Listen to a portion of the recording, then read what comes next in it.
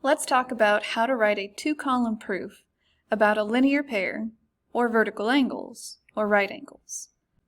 So far in this class, we've learned a lot of vocabulary, and basically all the vocabulary can be used as a reason in your proof. For example, we've learned about perpendicular lines, or right angles, complementary angles, supplementary angles, linear pairs, angle bisectors, midpoints, the angle addition and segment addition postulates, all kinds of property of equality and properties of congruence. We talked about how to convert between congruence and equality, and now we're going to learn some new reasons. But first, let's discuss what some of these words actually mean.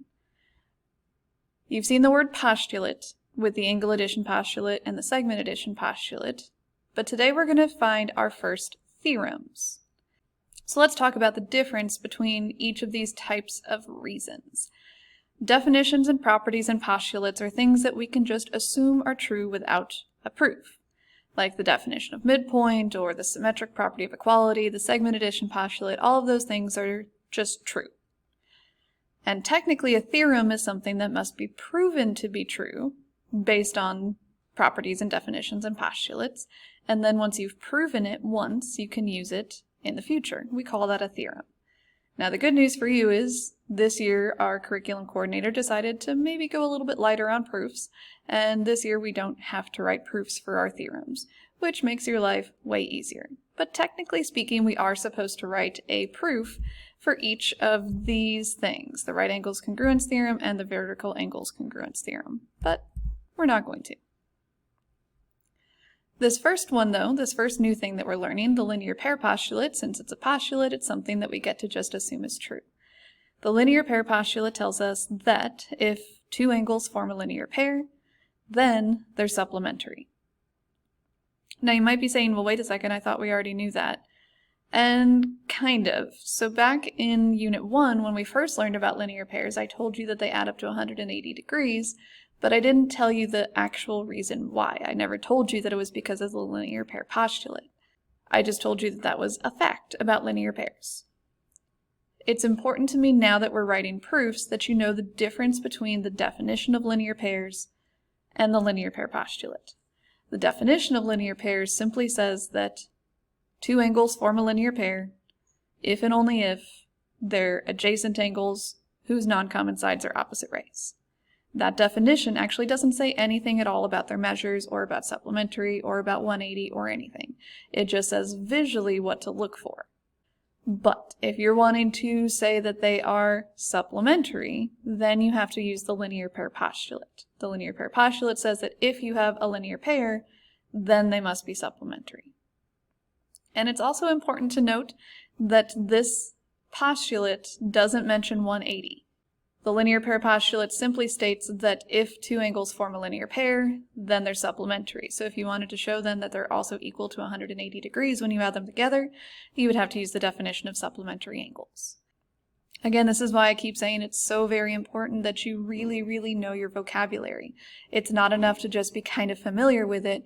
You need to know it inside and out so that you can use the right reasons for each step in your proof. So that's our first new thing that we're learning today is the linear pair postulate. Next up we have the right angles congruence theorem. And it states that if two angles are right, then those two angles are congruent. Which would make sense, right? If they're both right angles, then they both measure 90 degrees. And if they both measure 90 degrees, then they're equal to each other. And if they're equal to each other, then they must be congruent to each other. So right angles are always congruent to each other. If you have two angles that are right, then you can say that they are congruent. And then the last new theorem that we are learning today is the vertical angles congruence theorem, which states that if two angles are vertical angles, then they are congruent. And again, you might be saying, wait, I thought we already knew this. You told me back in Unit 1 that vertical angles are equal. And I did, because back then we were just working on solving things using algebra. Now we're writing proofs. So just like with linear pairs, it's important to me that you understand the difference between the definition of vertical angles and the vertical angles congruence theorem. The definition of vertical angles simply states that vertical angles are non-adjacent angles formed by the intersection of two lines. It doesn't say anything about them being equal. It doesn't say anything about them being congruent. If you want to state that vertical angles are congruent, you have to use the vertical angles congruence theorem, which states that if you have vertical angles, then they must be congruent. By the way, I think this is our first time seeing this kind of a diagram, where instead of having points labeled on the lines, we have the angles labeled with numbers. It does not mean that this angle measures 1 degree and that this angle measures 2 degrees. It's just a shorthand way of labeling angles if you don't have points on your line. So this would be angle 1, this would be angle 2. They are congruent to each other because they're vertical angles. All right, let's use this information to write a few proofs. Our given is that angle PQS and RQS form a linear pair, so I'm going to write that for my statement number 1, and my reason number 1, of course, is given. So what I'm being asked to prove is that the measure of angle PQS plus the measure of angle RQS is equal to 180 degrees. Well, let's start with what we know. We know that we have a linear pair. What do we know about linear pairs? Do we have any kind of a postulate that talks about linear pairs? Yeah, we do. It's called the linear pair postulate. We just learned about it 3 slides ago. The linear pair postulate tells us that if 2 angles form a linear pair, which these ones do, then they're supplementary. So what I can conclude for statement number 2 is that angle PQS and angle RQS are supplementary, and that's by the linear pair postulate. Okay, cool. So I have supplementary angles, but I'm trying to prove that they're 180 degrees. So what do we know about supplementary angles?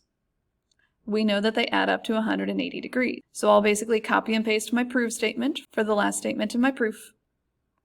And the reason is the definition of supplementary angles. Since these 2 angles are supplementary, they must add up to 180 degrees. Let's try another one. We have another one of those diagrams with 1s and 2s and 3s instead of points on our angles. I actually like this version of naming angles. It's easier. So let's go ahead and give this a try. I'm given that angle 1 is congruent to angle 2. The first thing you should really do on a problem like this is start labeling your diagram. Angle 1 is congruent to angle 2. That means I need to add these markings right here. And what I'm trying to prove is that angle 1 is congruent to angle 3. Well, here's 3, here's 1. I'm trying to prove that these 2 are congruent. And they're not any kind of a special pair of angles, so I have no real reason to believe that they would be congruent to each other. So maybe I need to look for special kinds of pairs of angles elsewhere in my diagram.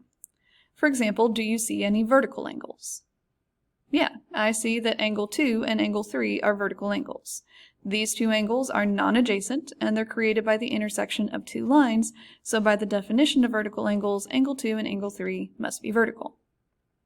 Okay, so what do we know about vertical angles? We know that they're congruent. So since angle 2 and angle 3 are vertical, they must be congruent, and that's because of the Vertical Angles Congruence Theorem. Okay, well that's great and all that angle 2 and angle 3 are congruent, but I'm trying to prove that angle 1 and angle 3 are congruent. Although I notice now that I've labeled my diagram with this new information that angle 2 is congruent to angle 3, since angle 2 already had an arc on it, you'll notice I used the same kind of arc for angle 3, and that matches the kind of arc I have on angle 1. So yeah, these 2 are congruent. But why?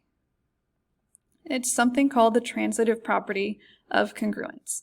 Since angle 1 is congruent to angle 2, and angle 2 is congruent to angle 3, see how these 2's are in common? It's the conclusion of one and the hypothesis of the other. It's basically just the law of syllogism. Since they have the 2's in common, you can get rid of it and just conclude that angle 1 and angle 3 are congruent because of the transitive property. All right, one more proof. And we see that little upside down T thing again. Remember that that symbol means perpendicular. So I'll go ahead and write that down for statement number 1. Segment AC is perpendicular to segment BD. So here's AC and here's BD. And we're trying to prove that angle ABD, that's this one, and angle DBC, that's this one. So basically these 2 angles are congruent to each other. Okay, well, what do perpendicular lines tell us? What do we know about perpendicular lines?